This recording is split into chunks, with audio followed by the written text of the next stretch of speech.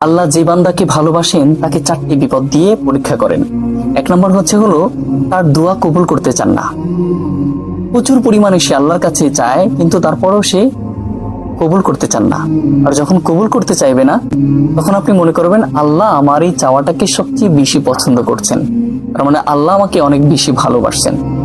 2 নম্বর হলো সেই বান্দাকে আল্লাহ ঘন ঘন বিপদে ফেলেন, ঘন ঘন বিপদে ফেলেন, যাতে সে আমার দিকে মনোযোগ আকর্ষণ করেন এবং আমাকে স্মরণ করেন।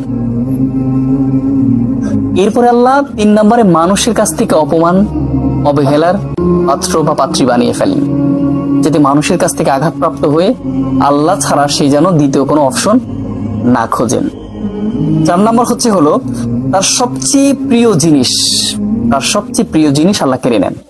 সবচেয়ে প্রিয় জিনিস, যেটা আপনি সবচেয়ে মন দিয়ে চাবেন, ঠিক সেই জিনিসটাই আগে আল্লাহ আপনার জীবন থেকে কেড়ে নেবেন।